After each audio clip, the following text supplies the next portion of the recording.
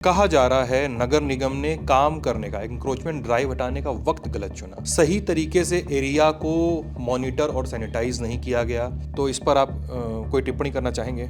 नहीं, मैं इस पर टिप्पणी नहीं करना चाहूँगा। घटना पैन आउट क्यों हुई? क्यों इतनी बड़ी घटना हुई, इतनी बड़ी हिंसा हुई? संगठित तरीके से भीड़ को उकसाया है। कुछ अराजक तत्वों ने ऐसी प्लानिंग की होगी, ऐसा मेरा अनुमान है। तो तारीख 1 तारीख को तोड़ा जाना था, उसके बाद 8 तारीख को तोड़ा गया है। उसके बाद भी 7 दिन का टाइम था। उसका जवाब आना चाहिए। जवाब नहीं आया, उसका अभिलेख आना चाहिए। अभिलेख नहीं आया तो हमारे पास उसे अवैध न मानने का कोई आधार नहीं है। उत्तराखंड सरकार का आदेश है 2018 का। हम उन सभी आदेशों का पालन कर रहे हैं जो हमें राज्य सरकार द्वारा दिए गए हैं। अब ये स्टाम्प आप देखेंगे 14,30,000 रुपये का स्टाम्प है। इसमें लगभग 100 स्क्वायर फीट जमीन खरीद ली जाती है, मकान बना दिए जाते हैं। तो लैंड माफिया इसमें इन्वॉल्व है? निश्चित तौर पर इन्वॉल्व है। अगर आप ये वीडियो अभी देख रहे हैं तो हल्द्वानी नाम का कीवर्ड आपसे बहुत अपरिचित नहीं होगा। आप जान समझ चुके होंगे कि 8 फरवरी के दिन शाम जब ढलने को आई तो यहाँ के बनभूलपुरा क्षेत्र में क्या हुआ था। ज़बरदस्त हिंसा हुई, उपद्रव हुआ। लगा बुझा हिसाब है लगभग कि 250 से 300 पुलिसकर्मी, मीडियाकर्मी और नगर निगम कर्मचारी घायल हुए और कुछ लोगों की जानें गईं। 5 से 6 की संख्या बताई जा रही है और 2-4 लोग और क्रिटिकल स्थिति में हैं। तमाम अस्पतालों में आईसीयूज़ में भर्ती हैं। कहा जा रहा है कि उनकी भी स्थिति अच्छी नहीं है। ये सब शुरू क्यों हुआ?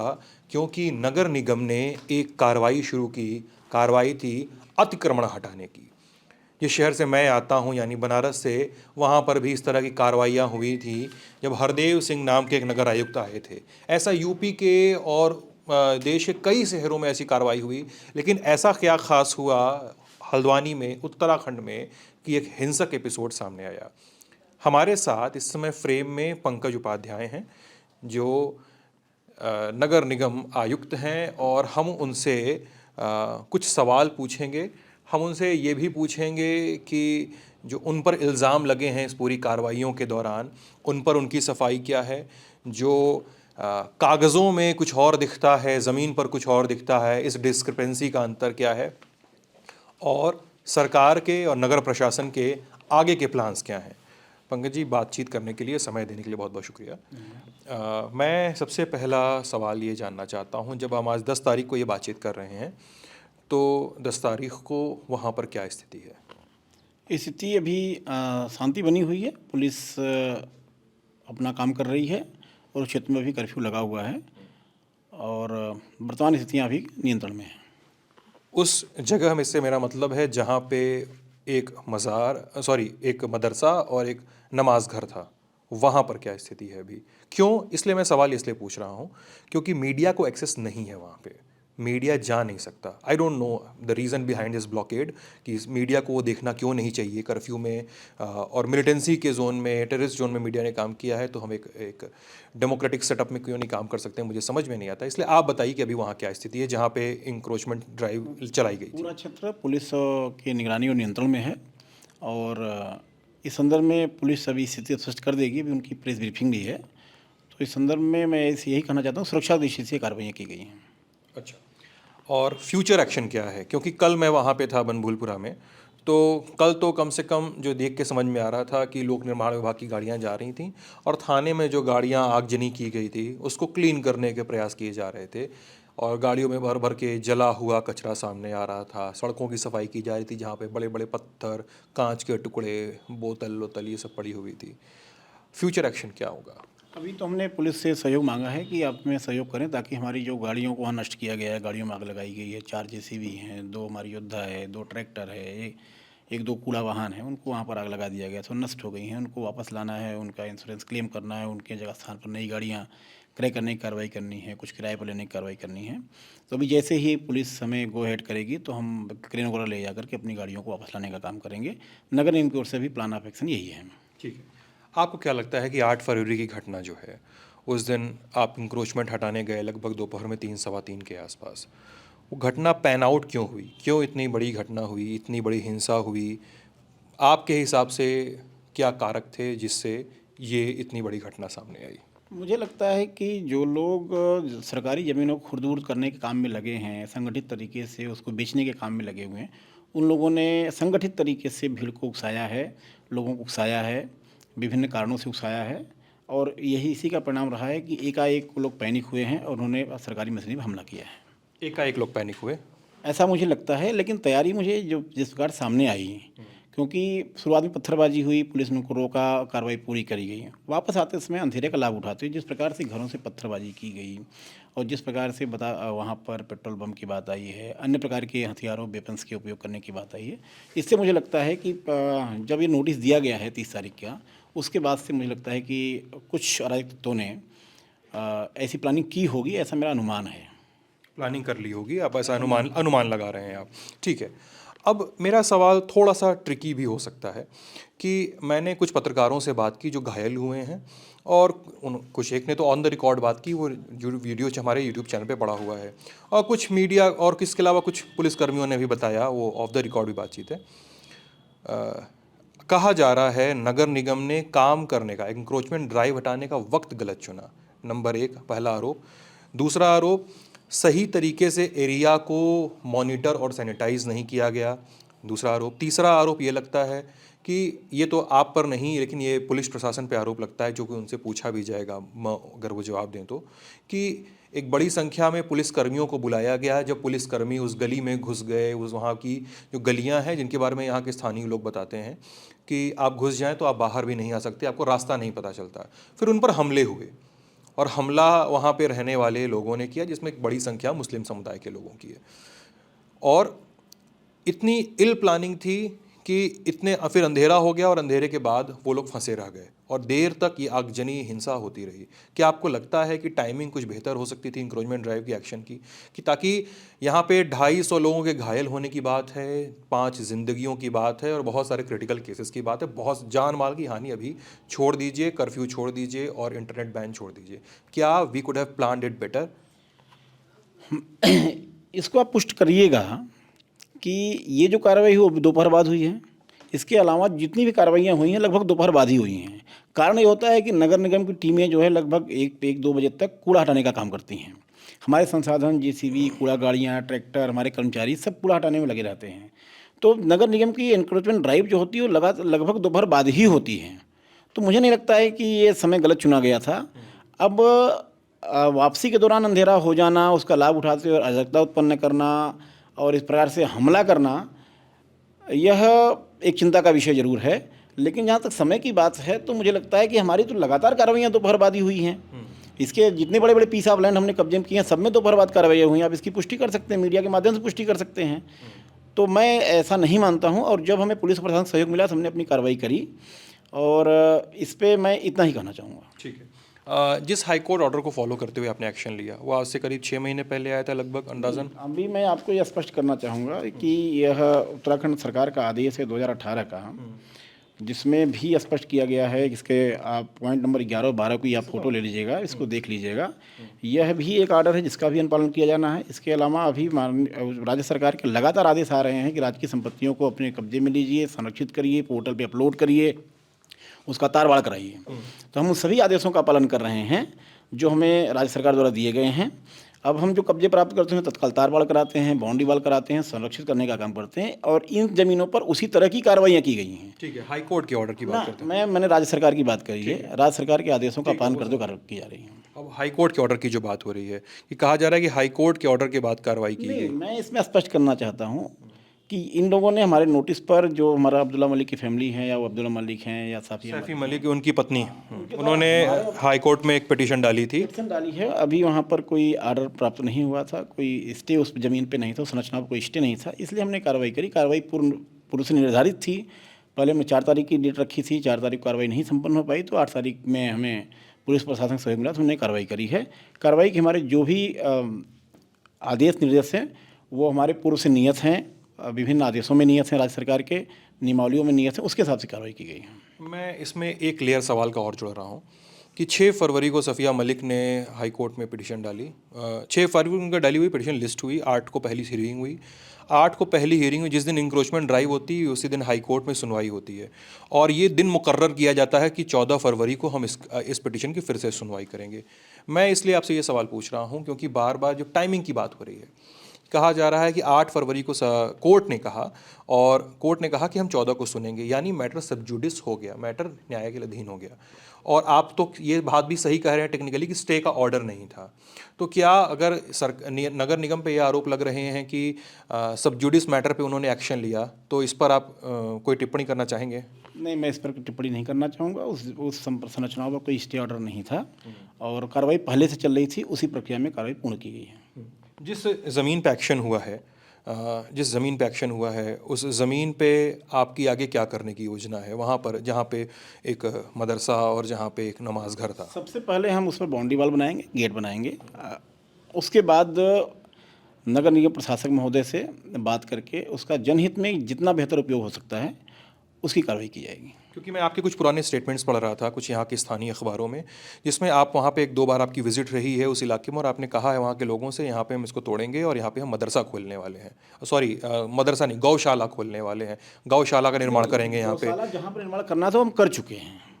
गौशाला जिस जमीन में निर्माण करना था, अस्थायी गौशाला बनाना तो वहाँ बना चुके हैं। इसके संबंध में अभी कोई प्रस्ताव, अभी निर्णय नहीं हुआ है, और जो भी निर्णय होगा वो कार्रवाई की जाएगी, जनहित में बेहतर उपयोग किया जाएगा। एक चीज़ को मैं समझना चाह रहा हूँ और दर्शकों के लिए भी, क्या ये एक्शन जो है नगर निगम का, क्योंकि एक कार्रवाई, मैं एकदम एकदम ब्लंटली बोल रहा हूँ, कार्रवाई मुस्लिम डोमिनेटेड एरिया में हुई है, और वहाँ पे एक्शन लेने वाले, वहाँ पे पुलिस पे हमला करने वाले, उपद्रव करने वाले, इस तरह का घटिया काम करने वाले भी मुस्लिम समुदाय के लोग हैं, ऐसा भी सामने आ रहा है। पुलिस प्रशासन की कार्रवाई भी इस तरह इंगित करती है। लेकिन जो नगर निगम की कार्रवाई है, क्या वो मुस्लिम इलाकों से के अलावा भी कुछ इलाकों में एक्टिव हुई है? क्योंकि मैं अभी एक खबर पढ़ रहा था सुबह, उसमें कि हल्द्वानी का एक बड़ा हिस्सा अभी भी नज़ूल के अंडर में आता है। लगभग, आई डोंट नो, अगर आप मुझे करेक्ट भी कर दीजिएगा आप अगर मैं गलत बोल रहा हूँ, कि वो हिस्सा 50% से ऊपर है। हल्द्वानी की 50% लैंड होल्डिंग नज़ूल के ऊपर है। ये सड़क है, मेन रोड है हल्द्वानी को जो चीरते हुए सड़क आगे बढ़ती है, आगे नैनीताल भीमताल तक जाती है। इस सड़क के दोनों ओर नज़ूल की भूमि है, कई कई हिस्सों में वहाँ पर भी निर्माण है। तो क्या दूसरे एरियाज़ में भी नगर निगम ने एक्शन लिया है, या ऐसा है कि आगे लेंगे? इन 2 सवालों को क्लैरिटी दीजिए थोड़ा सा। सबसे पहली कार्रवाई भोलानाथ गार्डन में हुई थी। अच्छा, ये पड़ता है काला ढूंगी रोड पर। अच्छा, जिसके बारे में भी आप इंटरव्यू पहले बता रहे थे, जहाँ पे इंक्रोचमेंट था, आपकी गाड़ी आप वहाँ खड़ी होती गाड़ी हमारी सबसे पहली कार्रवाई वहाँ पर हुई थी। उस पर कोई व्यक्ति विशेष हैं, चंद्रा साहब हैं, वो अपना दावा करते हैं, उनके बराबर एप्लीकेशंस आ रहे हैं, उस पर उत्तर जवाब दिए जा रहे हैं। उसका भी एक पिटीशन माननीय उच्च न्यायालय में पेंडिंग हुआ है, उस पर हमने कब्जा ले लिया है। उसका भी प्रकरण माननीय उच्च न्यायालय में पेंडिंग है और उसमें हमने जवाब दाखिल किया है और हमने मौके पर कब्जा लेकर अपना यूज कर रहे हैं। दूसरी ज़मीन नजूल तो नहीं है, लेकिन वो भी राज्य सरकार के स्वामित्व की ज़मीन थी। राज्य सरकार ने हमें आवंटित कर दिया, दूसरों के कब्जों में थी। लगभग 10 एकड़ ज़मीन है, उस पर भी नगर निगम ने कब्जा प्राप्त किया और उस पर भी गौशाला बना रही हैं। उसके बाद ये कार्रवाइयाँ शुरू हुई हैं। तो ये आरोप एकदम गलत है। जहाँ पर भी नजूल ज़मीनें, हमारी पहली प्राथमिकता ये रही कि जहाँ पर बड़े पैमाने पर खाली ज़मीनें हैं और 1-2 संरचनाएँ हैं, उस पर कब्जा प्राप्त किया जाए ताकि वो आसानी से हमारे कब्जे में आ जाए, हमारे उपयोग में आ जाए। और बाकी नजूल नीति के अंतर्गत जो कार्रवाइयाँ हैं, वो नजूल नीति के अंतर्गत सबको अपना दावा करने का अधिकार होता है, उनको करना चाहिए। अपना दावा करने का प्रयास करना चाहिए, फ्री होल्ड कराने का प्रयास करना चाहिए, जो भी उनके लीगल राइट्स हैं उसको इस्टेब्लिश करने का प्रयास करना चाहिए। अभी बनूरपुरा में क्या स्थिति है और वहाँ पर क्या एक्शन लेने वाले हैं? क्या वहाँ पर जो ब्लॉकेड हटने के बाद, कर्फ्यूज़ हटने के बाद, क्या आप फिर से वहाँ पे एक्शन लेना शुरू करेंगे? क्या फिर से वहाँ पे इंक्रोचमेंट ड्राइव्स करेंगे? वहाँ का मैं सॉरी नथी कर दूँ, क्योंकि एक बड़ा हिस्सा, बड़ा भूभाग है, और अभी वहाँ की लैंड यूज़ पैटर्न की क्या स्थिति है? कितना हिस्सा नज़ूल पे है, कितना हिस्सा अतिक्रमण पे? आप लोगों की इंटरनल सर्वे में क्या सामने आया है? देखिए, उस क्षेत्र में ज़्यादातर बड़ा भूभाग तो नजूल प्रकृति का ही है। और अभी हमने आपको स्पष्ट किया था कि हम पहला प्राथमिकता हमारी यही है कि जो ज़मीनें बड़े पैमाने पे खाली हैं, रिक्त हैं, उनको कब्जे में प्राप्त किया जाए, उसको प्रबंधन में लिया जाए, बाउंड्री वॉल कराई जाए, संरक्षित किया जाए और जनहित में उपयोग की कार्रवाई की जाए। और जहाँ पर लोगों के मकान बने हुए, मेरी तो उनसे अपील है कि जो भी उनको लीगल राइट्स बनते हैं, जहाँ से उनको रिलीफ मिल सकती है, फ्री होल्ड कराने की कार्रवाई हो, राजस्व पब्लिक को नाम दर्ज कराने की कार्रवाई है, उसको उनको एक्सप्लोर करना चाहिए और कार्रवाई कर लेनी चाहिए। और जहाँ तक निर्माण की बात है, तो मेरा संज्ञान में है, जब तक आप ज़मीन भूस्वामित्व आपका नहीं होता, आपका मानचित्र प्राप्त नहीं होता, उसके बाद भी भूस्वामित्व भी नहीं है, मानचित्र स्वीकृत भी नहीं है, तब भी 3-3 4-4 मंजिले मकान बन जा रहे हैं। इस प्रकार से स्टाम्प पर खरीद बिक्री की जा रही है। अब ये स्टाम्प आप देखेंगे 14,30,000 रुपये का स्टाम्प है। इसमें लगभग 100 स्क्वायर फीट ज़मीन खरीद ली जाती है, मकान बना दिए जाते हैं, तो ज़मीन भी नाम में नहीं है। ये उसी इलाके की है। एकदम मलिक के बगीचे। अब इसमें आप देखें पढ़ेंगे, ये मलिक का बगीचा लिखा ही है कि मलिक के बगीचे में खरीद बिक्री की गई है। मलिक का बगीचा, ये 50 रुपये का स्टाम्प है। ये कौन सी व्यवस्था है? ये कैसे स्वीकार की जा सकती है? स्टाम्प की चोरी भी हो रही है, भूस्वामित्व तो नहीं है, मानचित्र स्वीकृत नहीं है, उसके बाद खरीद बिक्री भी हो रही है, मकान भी बन रहे हैं। ये लैंड माफियाज इसमें इन्वॉल्व है? निश्चित तौर पर इन्वॉल्व हैं। बिना ये बड़े माफिया के सहयोग से, उसके बिना इन्वॉल्वमेंट के ऐसा काम हो ही नहीं सकता। अब नाम डाइवल्ज करेंगे? हाँ, हमने नोटिस दिया हुआ है, अब्दुल्ला मलिक को हमने नोटिस दिया हुआ है। मलिक बगीचा वाले अब्दुल्ला मलिक को? जी, उनको नोटिस दिया हुआ है हमने। और मेरा मानना है कि इसमें बड़े पैमाने पे कार्रवाई उनके द्वारा की गई है। निश्चित तौर पे मुझे लगता है कि इसमें भी जांच की आवश्यकता होती है। अभी ये शांति बहाल होती है, उसके बाद इसमें नगर निगम कार्रवाई प्रारंभ करेगा। नगर निगम को क्योंकि इतना बड़ा हिस्सा है अभी, और मैं कुछ एक पत्रकार से कल बात कर रहा था यहाँ पे, एक स्थानीय अखबार के वो एडिटर हैं, वो बता रहे थे मुझे कि पूरे उत्तराखंड में लगभग नज़ूल की भूमियों की स्थिति यही है।